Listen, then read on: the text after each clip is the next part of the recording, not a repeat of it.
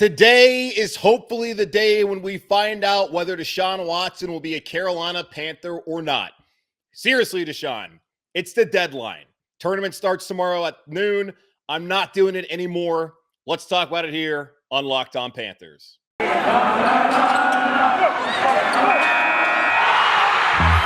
Locked On Panthers, your daily Carolina Panthers podcast. Part of the Locked On Podcast Network. Your team every day.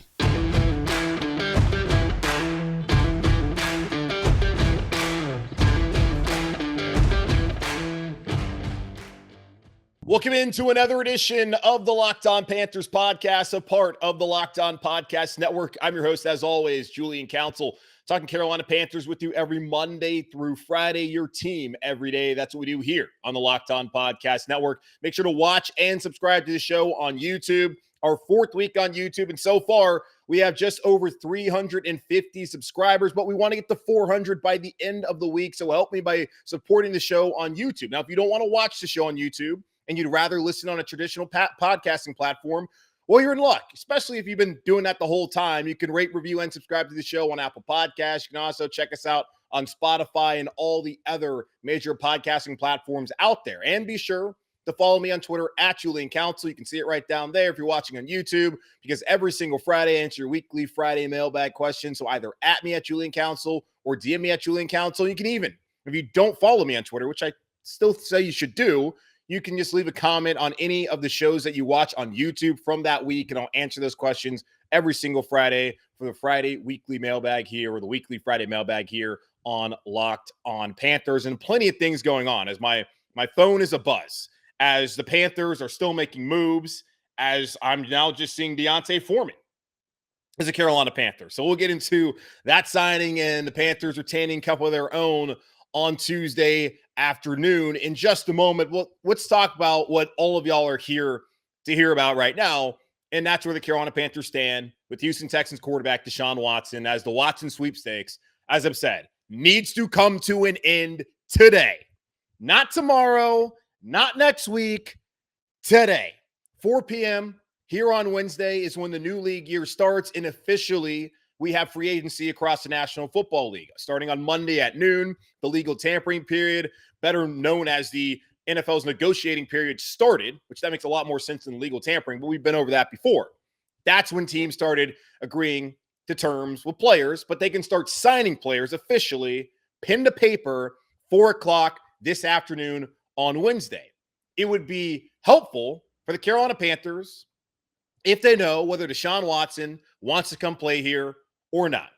Again, when having the conversation as it pertains to Deshaun Watson, let's not forget that Deshaun Watson currently has 22 civil cases. Not one, not two, not three, 22 civil cases against him alleging sexual misconduct and sexual assault with his relationships to multiple massage therapists. That is a lot of baggage, and that makes a lot of people uncomfortable. But as I've said to y'all before, winning is the only thing that matters in the National Football League. I'm not saying I believe that.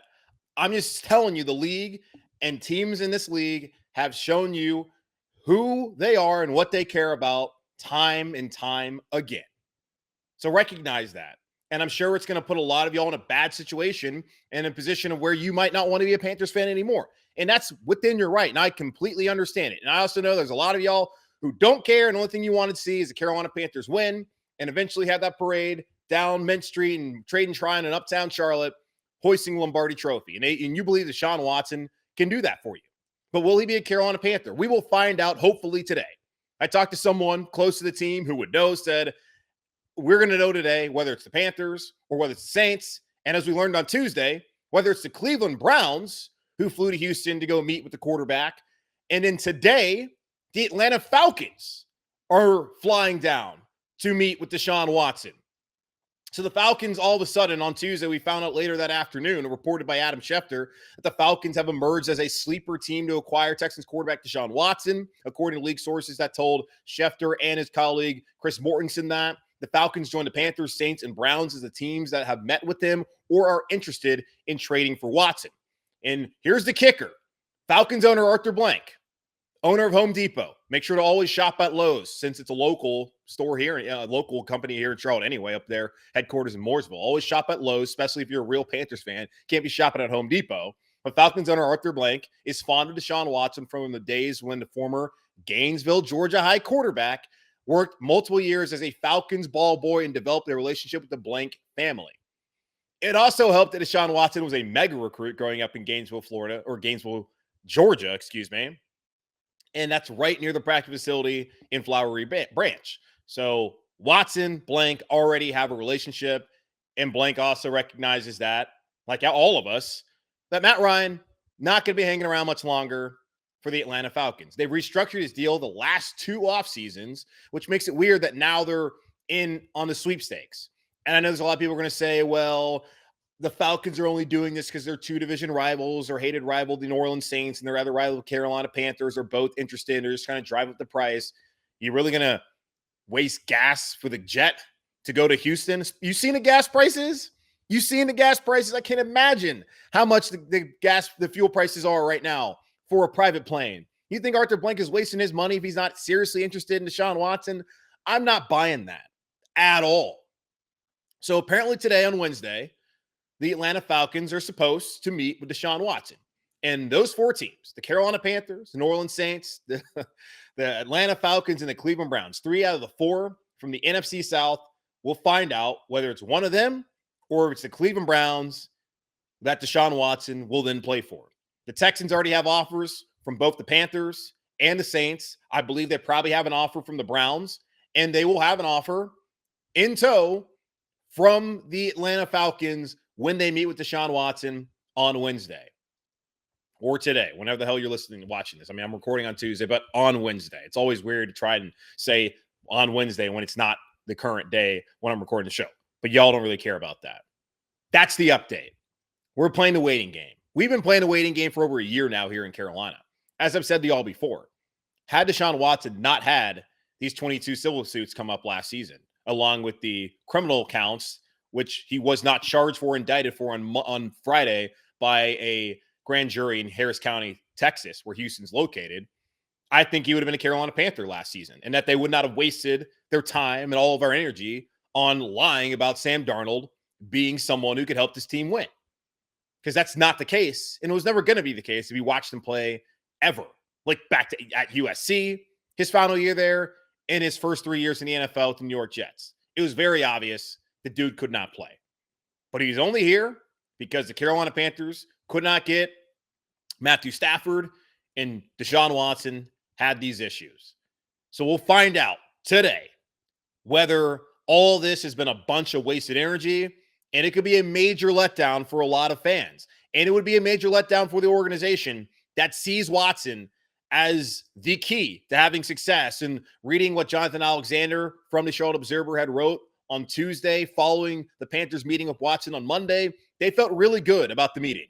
I know there's been a ton of jokes out there about Matt Rule and what the hell he would have said to Watson when they met. But David Tepper has made it known that he wants a franchise quarterback. And he flew there as the richest owner in the NFL and probably offered Deshaun Watson everything under the sun to try and convince him to come to Carolina. And it's got to be things outside of football too. As a hedge fund guy, you got to be offering him some stock, something in those businesses so that Deshaun Watson can make a ton of money outside of football if you really want him to be your quarterback for the next 10 plus years here in Carolina. Was it enough? Well, we'll find out shortly. Good or bad. So how likely is it that the Carolina Panthers are able to convince Deshaun Watson to come to Carolina? We'll look at the Vegas odds, and we'll also kind of take stock of the other 3 competitors for Deshaun Watson as we find out today where he'll choose to play his football in 2022 in just a moment here on Locked On Panthers. We're sitting here in the middle of the month of March, and this is pretty much the time of the year where all of us have given up on our New Year's resolutions, but not this year. We're going to stick to our resolution of eating right, and thanks to Built Bar, it almost feels like we don't really have a resolution because we actually enjoy eating them. Have y'all tried the Built Bar Puffs? If you haven't, you're missing out on one of Built Bar's best tasting bars. Puffs are the first ever protein-infused marshmallow. They're fluffy, they're marshmallowy, they're not just a protein bar, they're a treat, and they're covered in 100% real chocolate. Matter of fact, All Built Bars are covered in 100% real chocolate. Yes, puffs included. That's 100% real chocolate on every single Built Bar. They're low calorie, high protein. Replace your candy bars with these. They're better tasting and they're better for you. Make sure to go to built.com and use promo code LOCK15 and get 15% off your first order. Use promo code LOCK15 for 15% off at built.com. So we've known for well over a year that the Carolina Panthers want Deshaun Watson. That's obvious. They have been so blatant about it. And in a way, you have to feel bad for Sam Darnold. Stop laughing. Stop laughing. He's a human being. He wants to be successful, but he's just really bad. He's a bad NFL quarterback. He's not a bad quarterback. In the grand scheme of football, he's actually a really good quarterback. But at this level, he's not a starting quarterback. And he's never going to be a high-level starting quarterback, which is why the Carolina Panthers want to get rid of him and bring on Deshaun Watson. But still, it's kind of unfortunate to be sitting here if you're Sam Darnold. He has to understand what was going to happen. He never wanted to answer the questions that were asked to him about, hey, like, are you worried about your job? Like, is it in jeopardy? Yada, yada, yada. It's like, hey, Sam, you kind of stunk this year. Do you think you'll be back next year as a starter? Yeah, I mean, come on. It was pretty apparent that they had to make a change. And maybe they will make a change. If they don't get Watson, then, whoo, buddy, not very many good options out there, as Tyrod Taylor is going to back up Daniel Jones. Well, at least we'll see. It's a 2-year, $17 million deal. He might get an opportunity to start there in New York if Daniel Jones doesn't play better this upcoming season. But not our problem here in Carolina, at least for now, in terms of, hey, options if they don't land Deshaun Watson. But I kind of feel bad for Sam Darnold. Was really bad last year. Hope that maybe you get another opportunity. You hear guys like Tony Romo and Mark Sanchez, of course, and Daniel Jeremiah all still speak glowingly of Darnold and think, hey, there's something still in there. Well, guys, there's not. But there's still a human being who's going to lose his job, potentially to someone who is accused of some pretty gross, heinous things like Deshaun Watson, who could be innocent of all those things. Let's recognize that as well. But still, a lot of legal issues as Deshaun Watson could become a Carolina Panther by the end of this evening. We will see. What are the chances that he becomes a Carolina Panther? They seem to be pretty high a week ago. Not high, but if there was going to be any sort of odds, the odds-on favorite, and it's long been thought it would be the Carolina Panthers because of David Tepper wanting to do whatever he could. The problem is there's a salary cap. This isn't like owning a football club over in England where you can just pay whatever amount under the sun to somebody. You're going to have to fit them within the salary cap. And you're also going to have the PR nightmare, potentially, depending on how the area reacts. And remember, we are the city that dealt with George Shinn and had his improprieties play out on television. We dealt with Jerry Richardson, which is why David Tepper's even the owner here. It's not the same, but Ray Caruth, what happened during his time here in Carolina, Greg Hardy, his relationship to his then girlfriend, we've been through it here in Carolina. We've had a lot of those, not a lot, but we've had some high-profile scandals when it comes to some of the players or people part of the organization and the relationship to women. And it's not necessarily the greatest message to send to not just your female base, but to your entire fan base who all have women in their lives that are important to them about your feelings of a player who has done these things. Now, David Tepper's done his due diligence by sending a private investigator and hiring one to be down in Houston to try and figure out what's going on. And they felt more than comfortable, even dating back to the trade deadline this past fall, the trade for Watson without the criminal part of this being over with. Now it's over with. They're all in. And so are the Falcons, and so are the Browns, and so are the New Orleans Saints. According to every betting site I could find so far, the odds-on favorite, and it's not like it's a tight lead. It's a slim lead. It's not like it's as big as it once was, but the betting favorite to land Deshaun Watson is the Carolina Panthers. That's the betting favorite right now. And right behind them is the New Orleans Saints. If you listen to the reporting from Ian Rappaport, he just says, reading the room, it feels like New Orleans is the favorite. If you listen to Adam Schefter, when he was on SportsCenter on Tuesday night, he said there's not really a favorite. You can't tell at all who the favorite is. You're looking at Carolina and what they can offer. Obviously, every team's going to have to give up 3 first-round picks. I read from Cleveland.com after they reported that Baker Mayfield would not be a part of a package sent to Houston to bring Deshaun Watson to Cleveland, that the Texans are more interested in picks than players. For a lot of Panther fans, I think they'd rejoice by hearing that the only thing you're going to give up and only is it's more than only, but giving up 3 first-round picks plus maybe a second-round pick or a fourth-round pick, some extra picks, and not having to give up any players. I would imagine you would prefer that over giving up potentially a DJ Moore or giving up a Jeremy Chin or giving up a Brian Burns. And the Carolina Panthers, I've seen different reports have said that they don't want to part ways with Christian McCaffrey. They want to put as many weapons around Watson as possible, which makes a lot of sense. You're not going to trade for a quarterback and then gut his offense. They sign an offensive guard they agree to terms with an offensive guard on Monday to help this offense in Austin Corbett. And they have DJ Moore on the roster. Hopefully Christian McCaffrey will be healthy next season. They already drafted 2 wide receivers last season in Shai Smith and Terrace Marshall. And then maybe Robbie Anderson can bounce back in 2022 with Deshaun Watson here. I look at him as maybe akin to what Watson had with Will Fuller back when he was in Houston and when Fuller was actually healthy, which he was rarely healthy. And he's rarely been healthy in a National Football League when he's been around. And maybe he could be an option for the Carolina Panthers. I think he's still a free agent. So they already talked about they're committed to the offensive line. And if you can keep those defensive players, this looks like a team that actually has a chance to compete.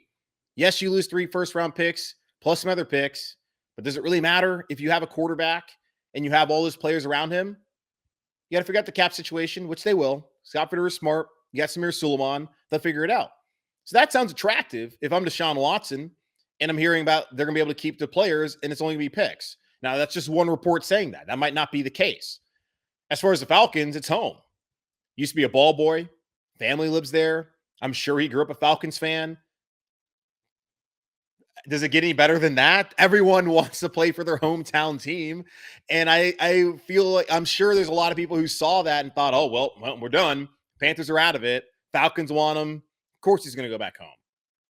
We'll see. New Orleans, of the teams that have inquired, have been the only consistent winner over the last 4 or 5 years.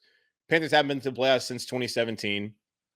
Falcons have dropped off since blowing a 28-3 Super Bowl lead there in Houston. Never forget. Cleveland, well, it's Cleveland. They looked really good back in 2020, and then they realized they're the Cleveland Browns. And now they're out on Baker Mayfield. But New Orleans, again, has been the only consistent winner. They have one of the best wide receivers in the league in Michael Thomas when he's healthy. I know the slant jokes are coming out right now. Stop it. Good player. Really good player. That's something that could attract Deshaun Watson. They have Alvin Kamara, also an Atlanta guy. That would be awesome for him to have. The Saints have a good offensive line. I've seen reports that Ryan Ramczyk would be a part of a trade potentially. I've also seen that Teron Armstead, who's a top left tackle on the market, is waiting to see what happens in New Orleans and whether they get Deshaun Watson. And if you have Ramczyk and you have Armstead and you have Cesar Ruiz, you got to feel really good about that offensive line plus weapons. And New Orleans needs to add a true number 2 wide receiver. They don't really have one on the roster, maybe Marquez Callaway. And they also have a pretty solid defense, despite losing a couple pieces over the last couple seasons.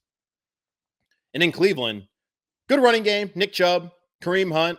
They just traded for Amari Cooper. Then after that, it's Donovan Peoples-Jones. They released Jarvis Landry, who I've seen being linked to New Orleans, which would only make their bid better for Watson. But I don't think they're going to make that move until they know whether Watson's actually going to be on the roster or not.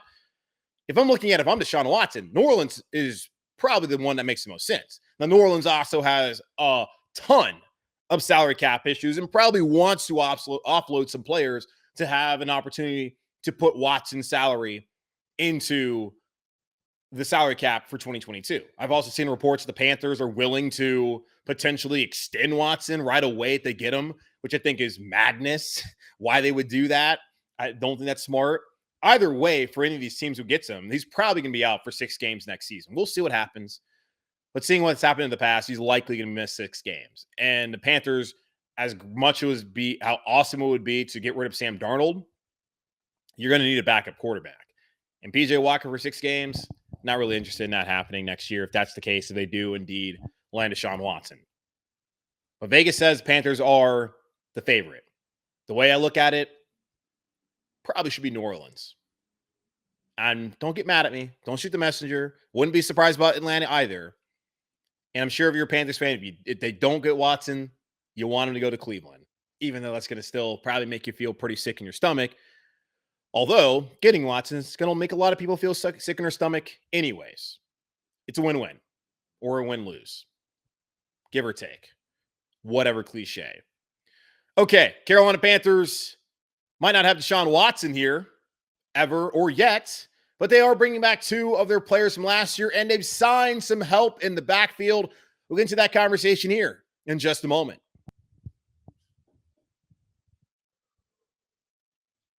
The Carolina Panthers were relatively quiet on Monday as the legal tampering period began at noon Eastern. Eventually, they waited until the evening to finally sign some players, signing a safety and Xavier Woods to start opposite of Jeremy Chin there at free safety, and then signing Austin Corbett to start at right guard this upcoming season. But they hadn't brought back any of their own as they saw Daquan Jones, who's now signed a 2-year deal with $10 million guaranteed to go to Buffalo. And Hassan Reddick has agreed to terms to go back home to Philadelphia to play for the Eagles. The Panthers needed to bring back some of their guys, and they did that on Tuesday, announcing that Sean Chandler and Marquis Haynes will be back in Carolina. Chandler signing a 1-year deal, or at least agreeing to a 1-year deal. Will sign one today on Wednesday around 4 p.m. when the new league year starts. Chandler started 7 games on defense last year and played in 15, playing over half the team's defensive snaps. He was 8th on the team with 42 tackles last year and was also a key player in special teams with six tackles and a forced fumble there. Bring back Chandler makes a lot of sense. Former Temple guy, we know that. But really, it makes sense because they need some depth there in the secondary. And you already have Woods. You already have Chin starting. He had to play a lot of snaps last season, so you know what you get from him. Kenny Robinson's a player who they like later on in the season. So having those two guys as the backup safeties again in Carolina this year, I think is a good situation. I also think it's a great situation to bring back Marquis Haynes, who agreed to a 2-year, $5.5 million deal. He was 4th on the team last season with 3 sacks, and he had 4 sacks in 2020, so 7 sacks over the past 2 seasons as a rotational player. I was surprised to see this move. He's someone I've said on this podcast who I thought was gone based off of what he tweeted.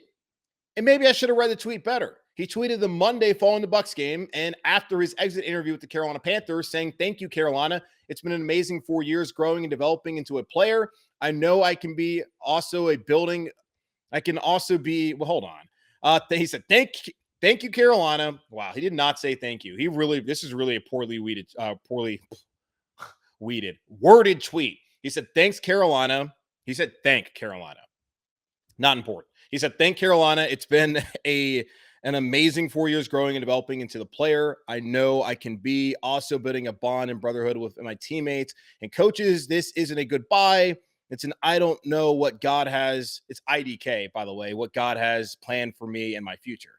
So it's not my fault I couldn't read that. That was just hellacious grammar by Marquis Haynes. But I'm glad to have him back either way. And it's needed now that Hassan Reddick is going to sign in Philadelphia. And the Panthers brought back Frankie Louvu to compete for a starting job. I penciled him as the starter at outside linebacker. Now you also have Hassan Reddick. So that's a good situation to have those two guys back to try and make up for the production.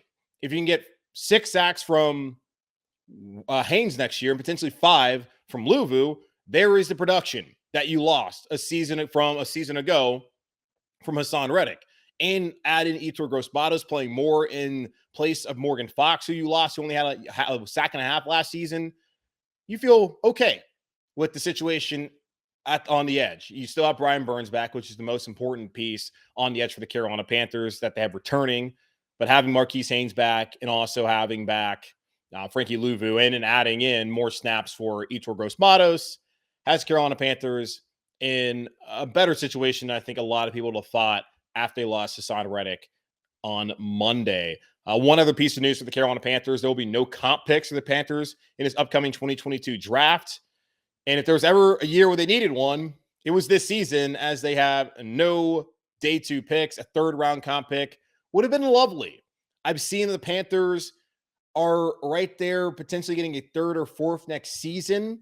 It now depends on who they bring in. I know that was yesterday when I was looking at it, or I think on Monday, actually, when I was looking at it. So that's probably changed up with the math that leads to them either getting a comp pick next season or not getting one. So we'll see how that changes here over the next couple of days as we are again on Deshaun Watson watch. He will either be a Carolina Panther or a Cleveland Brown or a New Orleans Saint or an Atlanta Falcon by the end of today. You might have already missed it. It might have already happened. You've got the podcast and show late. Hopefully you haven't. If you did, okay, whatever. But still, thank you for watching and listening, as that's going to wrap it up for me on this edition of the Locked On Panthers podcast, a part of the Locked On Podcast Network, hosted by yours truly, Julian Council. Again, make sure to subscribe and watch the show every Monday through Friday on YouTube. Search Locked On Panthers, click on the blue icon, click the red subscribe button, and rate, review, and subscribe to the show on Apple Podcasts, as well as over on Spotify and wherever you listen to this show and your favorite shows across the Locked On Podcast Network. And be sure to follow me on Twitter at Julian Council, where every single Friday answer your weekly Friday mailbag questions here on the show. So either at me at Julian Council or DM me at Julian Council. You can also leave a comment on any of the shows from that week on YouTube. So do that to participate on the weekly Friday mailbag every single week. Take a deep breath. Remain calm. We'll see what happens. Will Watson be a Carolina Panther? I guess we'll probably talk about it tomorrow on Locked On Panthers. Adios.